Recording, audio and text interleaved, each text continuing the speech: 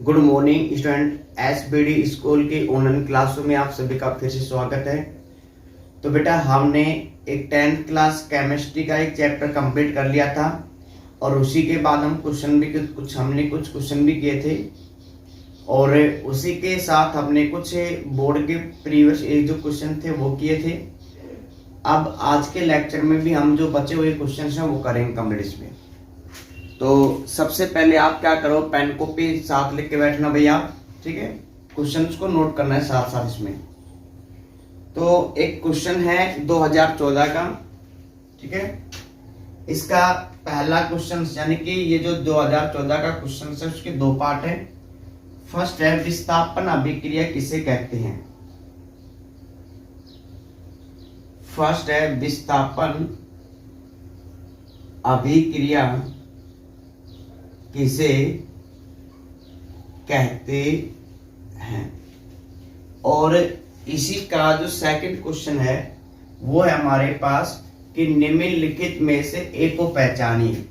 तो यहाँ पे हमारे पास ये है ए प्लस कॉपर इसमें ना, यानी कि इस अभिक्रिया में जिंक प्लस कॉपर क्रिया कर रहा है और प्लस में हमारे पास बन रहा है ए प्लस सी यू। और इसी तरह सोडियम सल्फेट बेरियम क्लोराइड के साथ क्रिया कर रहा है और क्या बना रहा है ए प्लस NaCl। अब ये ए क्या है हमें वो बताना है। क्लियर है क्वेश्चंस। तो फर्स्ट हमारे पास क्या बेटा, विस्थापन अभिक्रिया। तो विस्थापन अभिक्रिया क्या होती है, ऐसी अभिक्रिया होती है जिसमें एक उच्च क्रियाशील धातु निम्न क्रियाशील धातु को विस्थापित कर देता है, उसे क्या कहते हैं, विस्थापन अभिक्रिया कहते हैं। अब हमारे पास जो नेक्स्ट इसमें देखो कि ए की पहचान करनी है। तो सबसे पहले देखो इसमें फर्स्ट रिएक्शन है, जिंक किससे क्रिया कर रहा है, कॉपर सल्फेट से क्रिया कर रहा है। तो जिंक क्या है, एक उच्च क्रियाशील धातु है। कॉपर क्या है, एक निम्न क्रियाशील धातु है। तो जिंक के कॉपर सल्फेट में से कॉपर को विस्थापित कर देगा और एक उत्पाद का निर्माण करेगा, वो क्या कहलाएगा हमारे पास, जिंक सल्फेट। क्या बनेगा भाई, जिंक सल्फेट। और कॉपर को विस्थापित कर दिया तो कॉपर क्या हो जाएगा, भार हो जाएगा। तो यहाँ पे जो हमारे पास ए पदार्थ बना है वो क्या है, copper sulphate, sorry zinc sulphate है। क्लियर है। इसी तरह इसमें सोडियम सल्फेट में बेरियम क्लोराइड की क्रिया कराते हैं इन दोनों की, तो उत्पाद में क्या बनेगा। तो सबसे पहले देखो सोडियम के पास क्या है, सल्फेट है। उत्पाद में सोडियम के पास क्या है, क्लोराइड है। इसका मतलब इन अभिकारकों ने अपने आयनों का क्या कर लिया, एक्सचेंज कर लिया। आयनों का क्या कर लिया, एक्सचेंज कर लिया। तो इसीलिए क्या बना है, NaCl बना है। तो इसी तरह हमारे पास यहाँ पे जब Na के पास Cl आया तो क्या बना, NaCl। और बेरियम के पास सल्फेट जाएगा तो उत्पाद में क्या बनेगा, BaSO4, जिसका नाम क्या होगा, बेरियम सल्फेट। बैलेंस है क्या भाई, इस अभिकारक में सल्फेट एक बार है, 4 बार नहीं है बेटा, ये कितनी बार है, एक बार है। इसी तरह बेरियम भी कितनी बार है, एक बार है। उत्पाद में कितनी बार है, ये एक बार है। सल्फेट भी एक बार है। तो रिएक्शन क्या है, ये बैलेंस रिएक्शन है।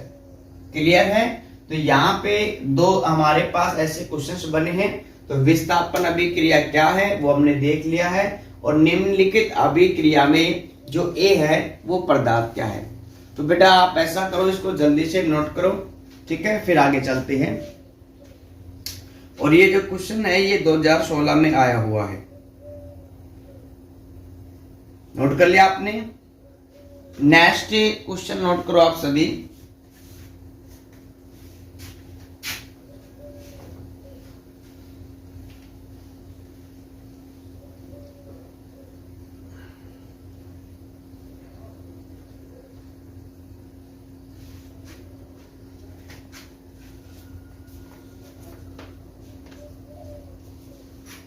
नेक्स्ट क्वेश्चन है, ये आया हुआ है 2013 में, 2013 में आया हुआ है। इसमें ले रखा है क्या होता है जब, क्या होता है जब। इसमें से फर्स्ट पॉइंट है हमारे पास कि कॉपर सल्फेट की क्रिया करा रखी है आयरन से। सेकंड, जिंक की अभिक्रिया करा रखी है H2SO4 से। नंबर थर्ड, सोडियम की क्रिया करा रखी है ऑक्सीजन से। ठीक है, और सोडियम कितने दे रखे हैं यहाँ पे, 4 सोडियम दे रखे हैं। तो यहाँ पे हमें क्या करना है कि इनके प्रोडक्ट के बारे में बताना है कि आखिरकार इनके प्रोडक्ट क्या बनेंगे। क्लियर है? तो सबसे पहले देखो हम रिएक्शंस की बात करते हैं कि रिएक्शन पॉसिबल है भी या नहीं है। तो हमने एक ट्रिक पढ़ी इसमें कि पैसों का मजा आला, तो पैसों का मजा आला, इनमें से ना तो कॉपर आया है ना Fe आया है। फिर क्या आएगा, जिनसे फैशन लड़ावे है, तो पहले क्या आया है Fe, जिनसे फैशन लड़ावे है, क्यों मरे एजी, तो बाद में क्या आया है कॉपर, और जो ऊपर आता है उसकी क्रियाशीलता कैसी होती है, अधिक होती है। तो ये Fe कॉपर सल्फेट में से किसको विस्थापित कर सकता है, कॉपर को। जब कॉपर को विस्थापित करेगा तो क्या बनेगा, ये FeSO4 फेरस सल्फेट बनेगा, प्लस में कॉपर क्या हो जाएगा, प्रतिस्थापित हो जाएगा। तो यहाँ पे जो Fe है वो कॉपर सल्फेट में से कॉपर को प्रतिस्थापित कर दिया और क्या बना लिया, फेरस सल्फेट बना लिया इसमें। क्लियर है? नेक्स्ट इसमें कि जिंक, जब जिंक की अभिक्रिया H2SO4 से कराते हो तो यहाँ पे एक गैस बाहर निकलेगी और वो गैस कौन सी होती है, हाइड्रोजन गैस। बच क्या गया, यहाँ पे सल्फेट बचेगा और जिंक, ये दोनों आपस में क्रिया कर लेंगे और क्या बनाएंगे, जिंक सल्फेट बनाएंगे। क्या बनाएंगे, जिंक सल्फेट बनाएंगे।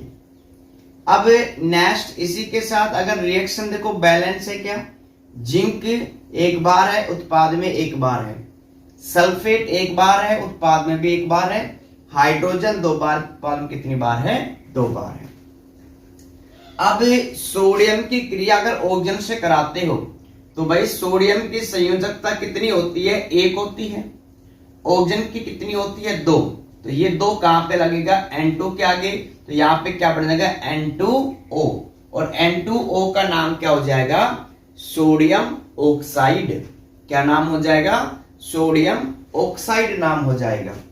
अब सोडियम कितनी बार है, यहाँ पे 2 बार दे रखे हैं। ठीक है, यहाँ पे कितनी बार है, 4 बार है। तो इस पूरे को कितने से मल्टीप्लाई करेंगे, 4 से मल्टीप्लाई करेंगे।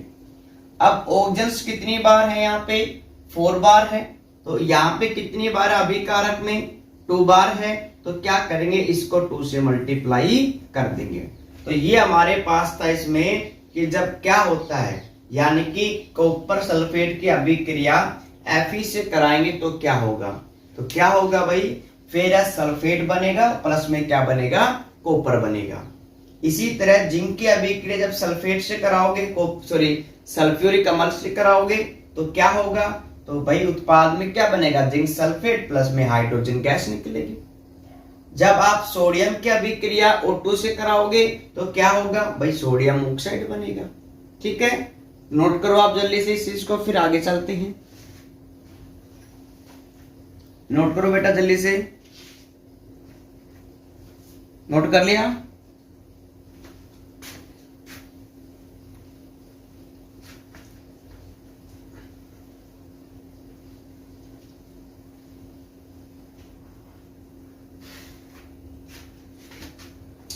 नेक्स्ट क्वेश्चन है, ये भी 2013 में आया हुआ है बेटा, नोट करना आप सभी।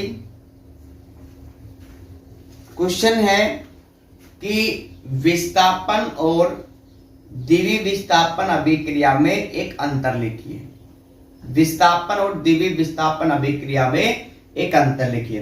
तो विस्थापन अभिक्रिया में क्या होता है, एक उच्च क्रियाशील धातु निम्न क्रियाशील धातु को विस्थापित कर देता है, जबकि द्विवीय विस्थापन अभिक्रिया में क्या होता है, अभिकारकों के बीच आयनों का एक्सचेंज होता है, आदान प्रदान होता है, और जिसकी वजह से नए उत्पाद का क्या होता है, निर्माण होता है। एक तो ये लिख के आ जाओ और फिर इसके एक एक एग्जाम्पल लिख देना। क्लियर है, ये आया हुआ है 2013 में आया हुआ है। नेक्स्ट क्वेश्चन हमारे पास है 2012 में, ठीक है, 2012 का क्वेश्चन है। क्या है देखो, इसके भी दो पार्ट दे रखे हैं, इसके भी कितने पार्ट दे रखे हैं, दो पार्ट दे रखे हैं। फर्स्ट क्या कह रहा है, नोट करो आप सभी, कि वियोजन अभिक्रिया किसे कहते हैं। नोट करो बेटा, वियोजन अभिक्रिया किसे कहते हैं। कैल्शियम कार्बोनेट के उष्मीय वियोजन का रासायनिक समीकरण लिखिए। कैल्शियम कार्बोनेट के उष्मीय वियोजन की रासायनिक समीकरण लिखिए। तो फर्स्ट तो देखो इसमें परिभाषा लिख दो, वियोजन अभिक्रिया मतलब ऐसी अभिक्रिया जिसमें एकल अभिकारक यानी कि एक अभिकारक टूटकर दो या दो से अधिक उत्पादों का निर्माण करता है, उस अभिक्रिया को क्या कहते हैं, वियोजन अभिक्रिया कहते हैं। अब हमें समीकरण लिखना है भाई, तो समीकरण में हमारे पास कैल्शियम कार्बोनेट का फॉर्मूला क्या होता है, CaCO3 होता है। क्या होता है फॉर्मूला, CaCO3 होता है। अब उष्मीय अपघटन का मतलब हम इसको क्या देंगे, उष्मा देंगे। जब हम इसको उष्मा देंगे तो ये टूट जाएगा, यानी कि यहां से एक गैस बाहर निकल जाती है, और वो कौन सी गैस होती है, CO2 gas, carbon dioxide gas होती है। अब यहाँ पे जब CO3 में से CO2 निकल चुका है तो सिर्फ क्या बचा, एक ऑक्सीजन बचा है। तो यहाँ पे वो ऑक्सीजन कैल्शियम के साथ जुड़ जाएगा और क्या बनाएगा, कैल्शियम ऑक्साइड। क्या बनाएगा, कैल्शियम ऑक्साइड बनाएगा। तो ये हमारे पास है कैल्शियम कार्बोनेट का।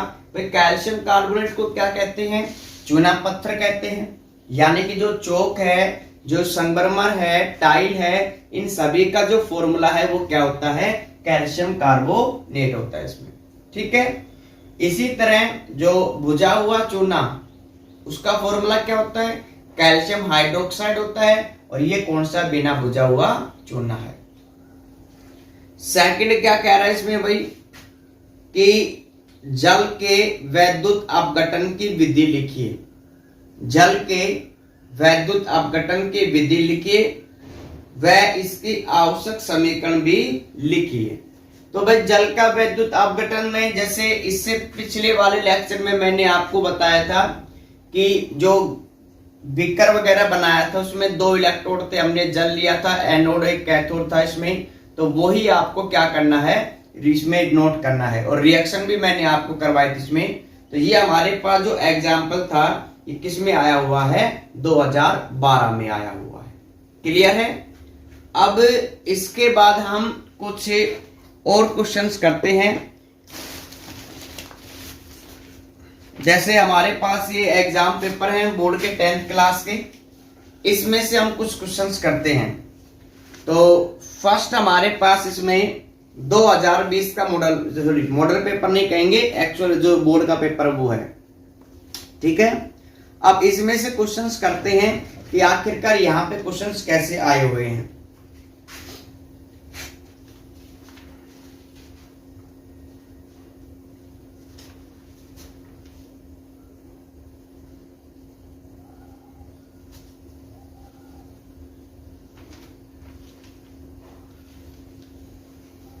तो यहां से भाई उत्प्रेरक के देखो, पिछले सिलेबस में यानी कि जब जहां से मतलब कि जो आपका सिलेबस चेंज नहीं हुआ था तो उसमें एक टॉपिक और था उत्प्रेरक। ठीक है, 2020 में उत्प्रेरक से ही टॉपिक आ रखे हैं इसमें कि समांगी उत्प्रेरण क्या है, विषमांगी उत्प्रेरण क्या है। ये हमारे अब की बार सिलेबस में नहीं है। इसी के साथ साथ इसका दूसरा क्वेश्चन दे रखा है ब, जिसका नाम क्या है, एक उदासीनीकरण अभिक्रिया लिखिए। एक उदासीनीकरण अभिक्रिया लिखिए, जो अब की बार भी हमारे पास सिलेबस में नहीं है। तो यानी कि 2020 में जो क्वेश्चंस आए थे वो टॉपिक अब की बार हमारे पास सिलेबस में नहीं है। उसके बाद हमारे पास इसमें एग्जाम पेपर है 2018 का है। ठीक है, इसका देखते हैं कि क्या क्वेश्चंस आए हुए हैं।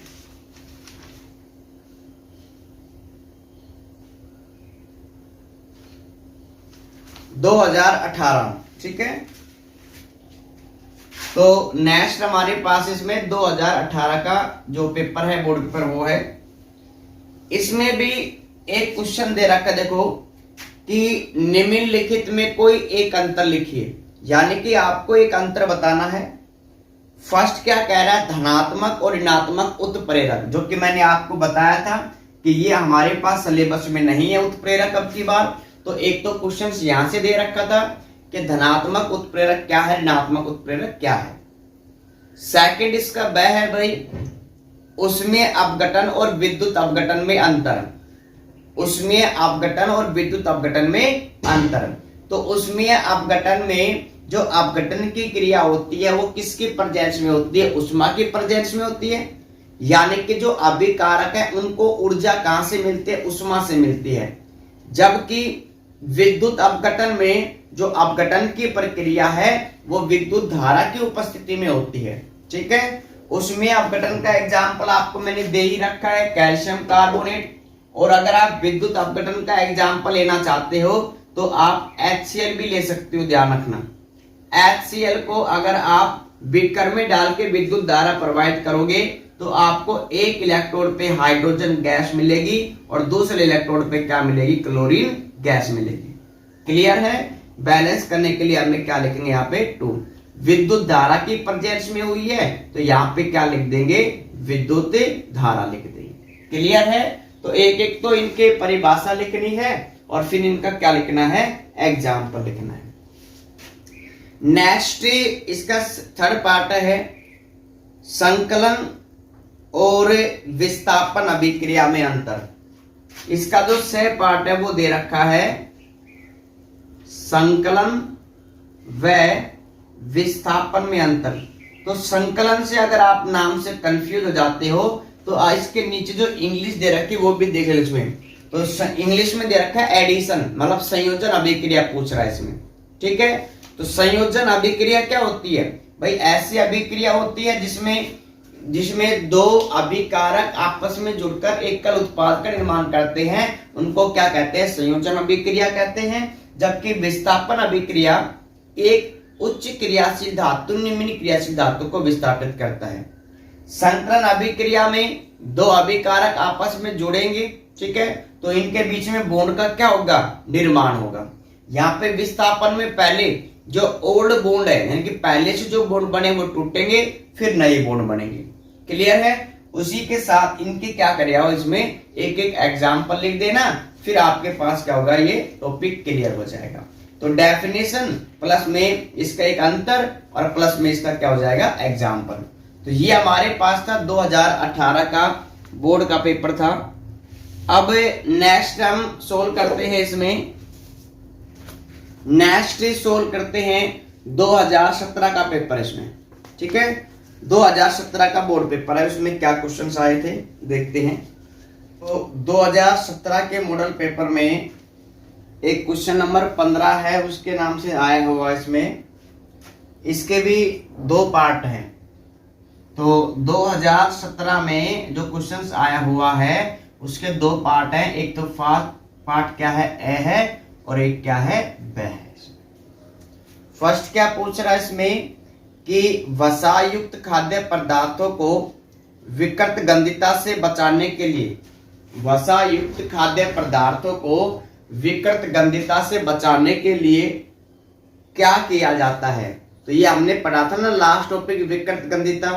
तो क्या करते हैं, तो या तो जो भोजन पदार्थ होते हैं उसको हम प्लास्टिक की थैलियों में पैक करके रखते हैं, यानी कि जो भोज्य पदार्थ है वो एयर के कांटेक्ट में ना आ पाए इसलिए। या इसी के साथ साथ जो चिप्स के पैकेट्स होते हैं, इन सभी में कौन सी गैस फिल करते हैं? नाइट्रोजन गैस को फिल करते हैं। नाइट्रोजन गैस को फिल करने से इनका ऑक्सीकरण जल्दी से नहीं हो पाता है, यानी कि ये जल्दी से खराब नहीं हो पाते हैं। क्लियर है? सेकंड क्वेश्चन क्या दे रखा है इसका? इसका जो पार्ट है वो दे रखा है कि CuO कॉपर ऑक्साइड की क्रिया हाइड्रोजन से करा रखी है और जो उत्पाद बन रहा है वो कॉपर प्लस में क्या है? H2O है। कॉपर प्लस क्या है? H2O। इसमें क्या पूछ रहा है कि उपरोक्त अभिक्रिया में किस पदार्थ का उपचयन और किस पदार्थ का अपचयन हो रहा है? क्या पूछ रहा है आपसे कि उपरोक्त अभिक्रिया में किस पदार्थ का उपचयन व किस पदार्थ का अपचयन हो रहा है, ये पूछ रहा है इसमें। और ये मैंने आपको बताया था कि उपचयन को ही क्या कहते हैं? ऑक्सीकरण कहते हैं। तो ऑक्सीकरण हमें देखना है ऑक्सीजन के आधार पे इसमें, ठीक है? हम ऑक्सीजन के आधार पे ले सकते हैं भाई। ऑक्सीजन देखो यहाँ पे कॉपर जो ऑक्साइड है इसमें क्या है? ऑक्सीजन प्रेजेंट है, जबकि इसमें ऑक्सीजन प्रेजेंट नहीं है। तो कॉपर ऑक्साइड से बाहर क्या निकल गया? ऑक्सीजन बाहर निकल गया। तो ऑक्सीजन का बाहर निकलना क्या कहलाता है? अपचयन। क्या कहलाता है? अपचयन कहलाता है। तो यहाँ पे कॉपर ऑक्साइड का क्या हो गया? अपचयन हो गया। इसी के साथ जो हाइड्रोजन है इसके पास ऑक्सीजन को ऐड हो गया, तो क्या बन गया? H2O। ऑक्सीजन का ऐड होना क्या कहलाता है? ऑक्सीकरण कहलाता है। तो हमें यहाँ पे बताना है ऑक्सीकरण और अपचयन किसका है और किसके बेस पे बताया हमने? ऑक्सीजन के बेस पे बताया है। क्लियर है यहाँ तक सभी को? तो कॉपर ऑक्साइड से क्या हो गया? ऑक्सीजन बाहर निकल गया, क्या बन गया? कॉपर बन गया।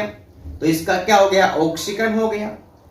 हाइड्रोजन के साथ जल का एडिशन हो गया, जल जुड़ चुका है, तो क्या बना? H2O। ऑक्सीजन जुड़ चुका है तो क्या बना? H2O। तो ऑक्सीजन का जुड़ना क्या कहलाता है? ऑक्सीकरण कहलाता है। इसी के साथ साथ जितने भी कुछ आपके पास जो मॉडल पेपर है, आप उनके क्वेश्चन सोल्व करके देखना कि आपसे क्वेश्चन सोल्व होते हैं या नहीं भी होते हैं, या आपने जो टॉपिक पढ़ा है उसमें से किस टाइप के क्वेश्चन बनते हैं, वो आपको तभी पता चलेगा जब आप प्रीवियस के जो क्वेश्चंस हैं आप उनको सोल्व करोगे। अगर आप उनको सोल्व करते हो तो बेटा आप में कॉन्फिडेंस आएगा, क्योंकि अगर आपसे क्वेश्चन सोल्व होंगे तो, ठीक है? अगर नहीं सोल्व होंगे तो आपको इतना मालूम चलेगा कि हमें अभी कुछ भी नहीं आता है। तो जितने भी आपके पास प्रीवियस इसके क्वेश्चंस हैं या कोई भी मॉडल पेपर है, आप उनको सोल्व करो ताकि आपको पता चले कि आपने कितना क्या पढ़ा है। क्लियर है बेटा?